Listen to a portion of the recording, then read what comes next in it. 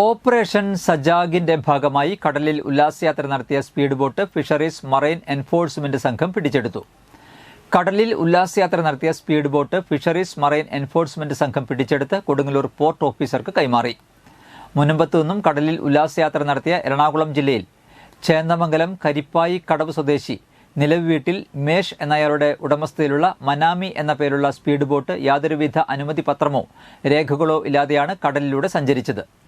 അഴീക്കോട് അഴിമുഖത്തിന് വടക്ക് പടിഞ്ഞാറ് ഭാഗത്ത് വെച്ച് സുരക്ഷാ സംവിധാനങ്ങളില്ലാതെ ശക്തമായ തിരയടിയിൽ അമിത വേഗതയിലും അശ്രദ്ധമായും മനുഷ്യജീവന് അപകടം വരത്തക്ക രീതിയിൽ കടലിലൂടെ ഓടിച്ച ഉല്ലാസ ബോട്ട് ശ്രദ്ധയിൽപ്പെട്ട fisheries marine enforcement patrol boat സംഘം തടഞ്ഞ് നിർത്തി പരിശോധിച്ചതിൽ അഴീക്കോട് പോർട്ട് കൺസർവേറ്ററുടെ അനുമതിയോ അഴീക്കോട് കോസ്റ്റൽ പോലീസ് സ്റ്റേഷൻ അധികാരികളുടെ അറിവോ സമ്മതപത്രമോ ഇല്ലാതെയാണ് യാത്ര നടത്തിയതെന്ന് കണ്ടെത്തി.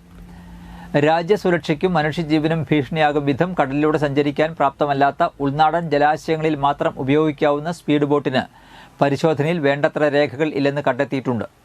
അഴീക്കോട് പോർട്ട് ഓഫീസിന്റെ അനുമതിയില്ലാതെ കടലിലൂടെ മനുഷ്യജീവന് ഭീഷണിയാകും വിധം സഞ്ചരിച്ച ഉല്ലാസ ബോട്ട് മത്സ്യബന്ധന യാനമല്ലാത്തതിനാൽ കൊടുങ്ങല്ലൂർ പോർട്ട് കൺസർവേറ്റർക്ക് റിപ്പോർട്ട് നൽകി. പോർട്ട് കൺസർവേറ്റർ ബോട്ട് പരിശോധിച്ച് പിഴ ഈടാക്കും. ഓപ്പറേഷൻ സജാഗിന്റെ ഭാഗമായി സുരക്ഷാ പരിശോധനകൾ ശക്തമാക്കുന്നതിന്റെ ഭാഗമായി fisheries assistant director doctor C സീമയുടെ നേതൃത്വത്തിൽ രൂപീകരിച്ച പ്രത്യേക സംഘമാണ് സ്പീഡ് ബോട്ട് പിടിച്ചെടുത്തത്.